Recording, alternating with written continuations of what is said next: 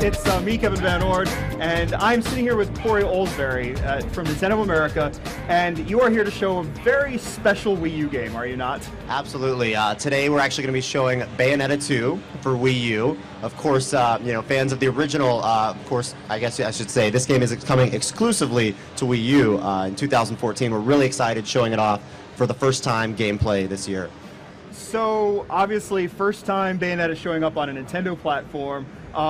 The first things first, as a Bayonetta fan, what are you going to tell everybody to make sure that they know, I know, that this is going to be the right kind of hardcore, difficult, nail-biting action game that we want? So as you mentioned, for fans that may not know the Bayonetta series, the game is really this, it's very action-packed. The original was a, cult, critically acclaimed, very difficult, but very stylistic game from Platinum Games, of course, who's also working on another title for us called The Wonderful 101.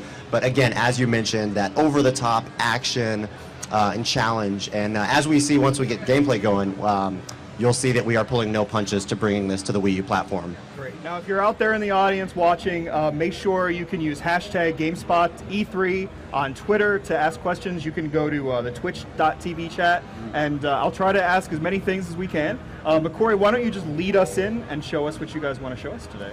Okay. So, so the first thing you'll actually notice is Bayonetta has a new. She's had a makeover. She's actually got a shorter hairstyle now. Fans may notice that, she's not one to keep her style. She's got to be looking new. So she's actually got some new moves as well. She's actually got some whips on her boots now. So when she kicks, she can whip the enemies, and she can also dual wield swords now as well.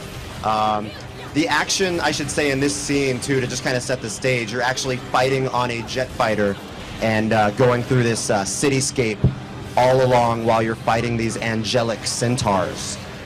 So it's, pretty straightforward story there, And pretty Bayonetta as well. Now, question: we saw the gameplay on the tablet right there. Is there any kind of, can you play the entire of the experience on the tablet if you so choose? Yeah. So as you can see right there, the game does fully support what we call off-TV play. So if someone's got the TV and you want to keep the action going, in the living room, you've got that option for off-TV play.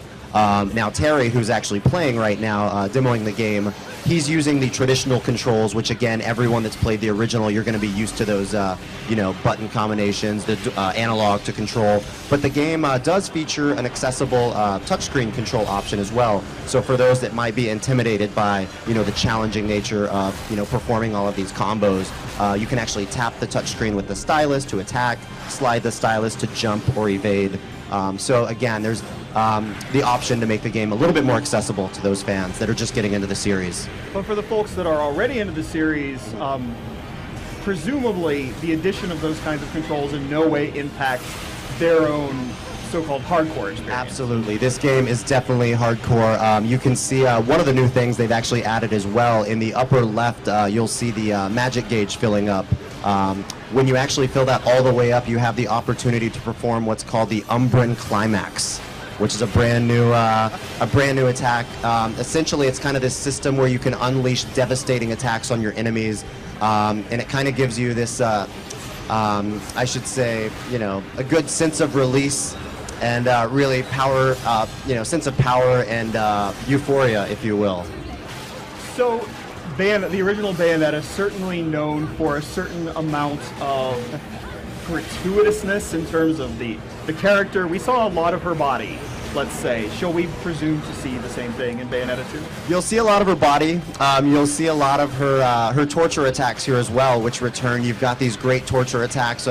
We've actually seen a little bit of her kicking the centaurs into this spinning treadmill of blades and just tearing them to shreds. Because just beating up on these centaurs isn't enough. You've got to torture them. So, if anybody's got questions, obviously ask in the twitch.tv comments or use Twitter hashtag GameSpotE3 to let me know what you've got to ask there. But let me ask about the game's progression. How meek and/or powerful do you start, and how ultimately, like, how do you access new weapons, new moves, and so on and so forth? So the overall storyline of the game, we haven't really unveiled yet, but again, we have shown off the new weapons. You've got the new whips on your boots, and like I said, the dual wielding swords. You've also got the return of Jean, which you actually saw a little bit of in the cutscene. Fans of the first game may notice, may remember that Jean was kind of your, I should say, your rival in the first game. In this game, she actually returns, but she plays the role a little bit more of a sidekick now. And at certain points, she'll actually join the battle. Here, she's actually controlled by AI, but she'll be able to join your battle. So. Here, the scene is actually switched from that jet fighter. The enemies have torn up the jet fighter, so you had to jump to this speeding bullet train, and this giant kind of Cyclops-esque angel is just tearing at you right now. So again, those there's John riding along the fighter behind you, just trying to help you out. Let's talk about hair. All right, so some people out there saying, oh, I don't like the short hair. What does that mean in terms of gameplay? I mean, obviously, you've still got giant hair attacks going everywhere and so on and so forth. That's correct, right? Right. So again, when you perform that Umbran climax, when you fill up your magic gauge and, unleash these infernal weaves, basically these demons kind of from your hair, you've still got them. So all of those crazy infernal weaves are back, these infernal demons to cause massive damage. So again, the development team is definitely keeping that in mind. The hair attacks are not going away. Good. Now, you mentioned obviously a sidekick here, but going beyond that, can you talk about other characters? Can you talk about sort of the story progression? Who are the kinds of people that we will meet and guide us through the adventure? In the trailer, we kind of unveiled a few of the other characters that you're going to be seeing along your journey. You may notice a few of them from the first game, but again, the specifics we haven't really unveiled. One exciting thing we did release just yesterday morning is that the game will feature two-player mode of some kind. We haven't gone into the full details of that, but of course the first game was a single-player experience. So really excited about the two-player inclusion, and we're hoping to share more details soon.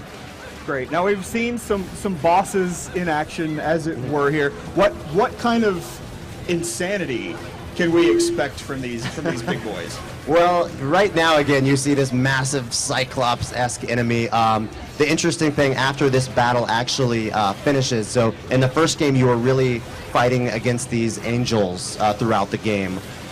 In this demo that we've got here at E3 2013, we're actually showing off that you will, at times, you will fight demons as well.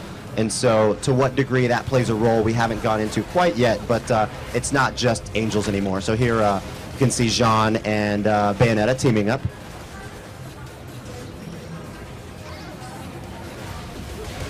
I've got things dropping off of me left and right. Apparently, I'm so excited for Bayonetta 2 that I've got devices falling to the floor. I've got breaking mics. I just can't. Apparently, I can't contain myself. Umbran climax. Let's not call it that. But in all seriousness, we're looking at Bayonetta 2. How, you're at Nintendo obviously, and not at Platinum. But how did you guys feel about bringing a franchise like this, known for its sort of its hardcore fan base, and bringing it to a Nintendo platform? And how was that feeling for you guys? I think it's really exciting for us. We want to offer something for everyone. Of course, in the booth we're showing off Mario Kart 8. We're showing off Super Mario 3D World. But it's great, again, like you mentioned, to have something for everyone, so those hardcore fans can truly expect to have this game, again, pull no punches. It's going to be just as a Bayonetta fans expect out of this game. So, now, one thing we haven't sort of seen is sort of the surrounding adventure game aspect, the exploration. We've been focusing clearly right here on combat, but outside of combat, how are you going to be getting around in the game? How are you going to be accessing new weapons, new abilities, and just checking out the world outside of all this really colorful and vibrant sort of slashing? Right.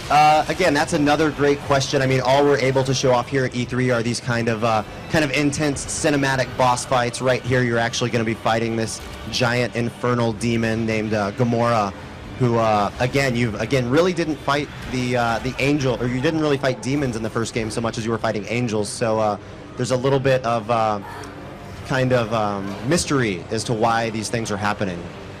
So Dennis Hahn on Twitter is asking if there's any chance of the original Bayonetta coming to the Wii U. Obviously, you know, maybe some people that have just Nintendo platforms want to get caught up. So what do you have to say to that for that? We've got nothing to announce at this time, but you know, that's all we can say. Yeah. And now again, more boss fighting. What do you suppose? The largest boss in Bayonetta 2 is? How big does it get, Corey? You know, judging by this boss, who's pretty massive himself, this giant infernal demon kind of climbing up this skyscraper. I don't know, but if this is anything to judge by, I can't wait personally to see. And it looks like we're going to be wrapping up soon, so let me get all the specifics out of the way, the things people want to know most. First of all, when is Bayonetta 2 coming to store shelves? We've announced a release date of 2014, so next year. So next year, sometime, Corey. That's all we're getting from you today.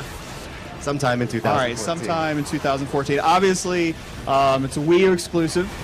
It is Wii U exclusive. Yep. And what do you think? What do you want people to know most about Bayonetta 2? If they're looking at this thinking, I don't know, what do you think you can say to them that's going to push them over the top? You know, to fans of the original, I would just say, you know, if you're here at E3, definitely give it a chance. Try it out. If you even watch a video, you'll see again that we pulled no punches in bringing the hardcore action that fans expect out of the Bayonetta series and expect from Platinum Games. And then if you haven't given it a chance yet, you know, we've got that great new control scheme, so if you don't like the traditional controls, you can go for the little bit more accessible touch controls to give it a try. Awesome. Well, apparently up next we've got some Deadfall adventures coming to the show floor. I think everything that is attached to me has broken, so I'm not sure what I'm sending it off to, but I think I'm going to send it off to whatever's happening on the other side of that camera. We'll see you back at the stage shortly.